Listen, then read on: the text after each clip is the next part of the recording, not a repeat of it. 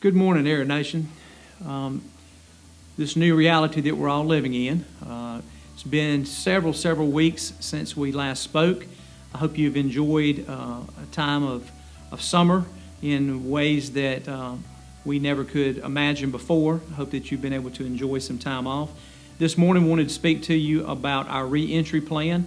I know that many of you have been anxiously awaiting to hear what the district had in store for bringing our students back to campus, and that's the purpose of our meeting today. The district put together a 50-member task force, and it met on June the 5th and June the 26th. Recommendations were made from that task force that will be ratified by the school board on the 14th, which was last evening. The plan has been posted this morning, July the 15th, and will remain there for the coming days for the public to view. We'll put it out through all channels that we can avail ourselves of putting that plan out for you. The plan looks like this.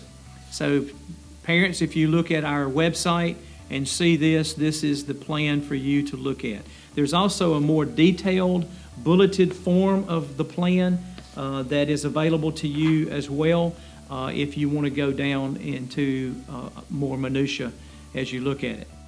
There were some overarching goals the task force came up with. First of all, sustain safe and healthy schools, position the district for a return to activities in the fall, safely return students and school personnel to school, provide social and emotional support for students in schools, and provide virtual education for students in unique situations with medical issues. More importantly, sustain the district's academic standards to ensure student achievement.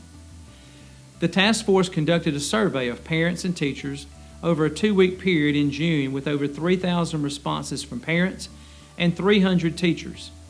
The results of this survey helped to guide the work of the committees in making recommendations to the entire task force.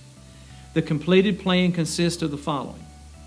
There's a hybrid restart that will begin on August 13th and will go for 2 weeks, which will allow for a soft re-entry for students who have been out of school for over 4 months. It will also allow teachers and administrators to check protocols put into place for safety and ensure that they are adequate. If there are no issues that take place during those 2-week time frame, the plan will be to bring all students back to campus beginning August 31st. This is a graphic that shows what the hybrid schedule will look like. The district has taken great pains to divide this entire student body into 2 teams, Team Clinton and Team Arrows. As you can see here, on Thursday, August 13th, Team Clinton will come to school and they'll go through their entire schedule. Then on Friday, August the 14th, Team Arrows will come. Then over the next 2 weeks, on Monday and Tuesday, Team Clinton will come.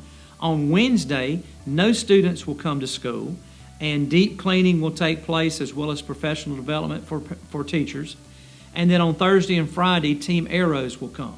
Parents concerned with the hybrid schedule as far as daycare and child care, we have spoken with the major daycares in the area, the YMCA, Fun Time, Morrison Heights, First Methodist, and they have agreed to extend their summer programming for the next 2 weeks when school starts during our hybrid start. So that will give parents options of places for their children to attend during this extension of 2 weeks of half school.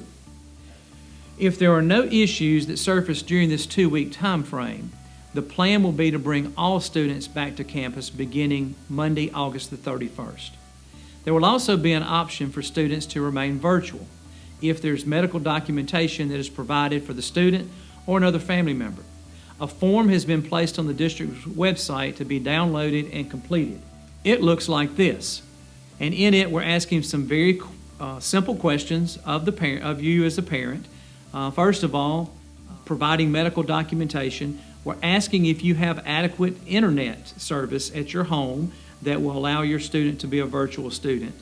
And then also, there's a statement here that we need parents to stay aware of, is if a student chooses to be a virtual student, then they're forfeiting extracurricular activities while they are a virtual student. Parents, if you are planning on your child being a virtual student, we do ask you to go ahead and go to our website and download the form that we have there for virtual students. Go to your physician and get medical documentation. We're not going to be looking in depth at diagnosis or those things. If you have a doctor that says it's best for your child to remain a virtual student because of their health or the health of a family member, we're going to take that doctor's word at their word and allow you to remain virtual. But please go and get that done as quickly as possible and get that to your child's school. You can get that to them through their fax. You can get that to them through email. You can take it to the school. You can bring it here to central office. You can fax it to us here at central office. All of those numbers are located on the district website for you to avail yourself of ways to get that to us. We need that information as quickly as possible for planning purposes so that we can know how many students will be virtual when school starts. Now let's look at the plan itself. In our daily procedures, hand sanitizer will be provided throughout all campuses and classrooms. Daily temperature screenings will be taken of students and staff. Masks will be required to be worn on buses, in common areas, during class changes. But once seated in classrooms and distanced, students will be able to remove their mask. Teachers will be provided face shields to be worn during instruction to allow removal of their mask. If students run a temperature or feel ill or exhibiting any of the signs of COVID-19, they'll be isolated until a parent or guardian is contacted to come pick them up from school. This school year, any absence for illness for any reason will require a 72-hour or 3-day absence from school, and the student will be required to be fever-free for 24 hours before returning to school. A return to school verification form will be required to be completed by the parent or guardian before the child re-enters classes. That form will be sent home with the child when they're picked up. It'll also be available for download on our website. If a student or staff member tests positive for COVID-19, contact tracing will take place to identify students and staff who have been in close contact with that student.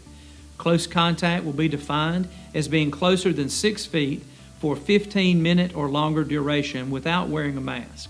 Bus transportation. All drivers will be equipped with PPE and students will be required to wear masks while on the bus. Drivers will provide a mask for students if they do not have one to wear. Students will be seated one to a seat, sitting next to the window, and will not be permitted to move about the bus. Classroom instruction. All grade levels will utilize Canvas for both face-to-face and virtual instruction. Live lessons will be utilized for virtual instruction through Zoom or Canvas conferencing software. This year, communication will be given to parents through the CPSD website, through the @Clinton Schools Twitter account, as well as through traditional media. Canvas will be utilized for mass communication with parents and students. Let's move to extracurriculars and activities and sports.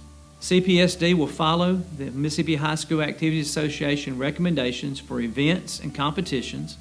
The National Federation of High Schools network will be utilized to live stream athletic events, and the GoFan cashless ticketing app will be utilized for selling of tickets. Parents, we understand your concern about students coming back to school. I share your concern. I am also a parent. My youngest is at Mississippi State, so I share the same concerns that you do about re-entering school. But we all know that school is where students need to be. We hope that our plan is a plan that will allow us to bring all students back to campus in as quickly a time frame as possible, but will also allow flexibility for those parents and students who feel that coming back to campus is not for you at this time. You may utilize the virtual option if you so desire. We understand your concerns. We've tried to address those and hope that you'll work with us to support as we move forward in these uncharted waters. We believe that by having a hybrid start, if we have a spike in cases in September or October, instead of having to shut schools down completely, then we possibly could go back to the hybrid way of doing things to allow students still to be able to come to campus. A lot of thought and effort has been put into this, and we know that there will be questions. If you have questions or concerns, please send those to us, at clintonpublicschools.com. You can send those to Robert Chapman, our Public Information Officer, R. Chapman at clintonpublicschools.com, or you can send those directly to me at tmartin@clintonpublicschools.com. We will look at your concerns, and we will try to answer those in whatever way we can. There's also a frequently asked questions part to the document that is posted. Before you even ask those questions, you might look there first, because many of those questions we've tried to anticipate and place in that document. Together, we can all get through this. Students, we miss you. We want you back on campus, and we want everyone to be safe, and we hope that a cure is found quickly for this so we can get back to some semblance of normal. Please understand my heart in welcoming you back to campus, but at the same time, having an overabundance of caution as we move into these uncharted waters. Thank you.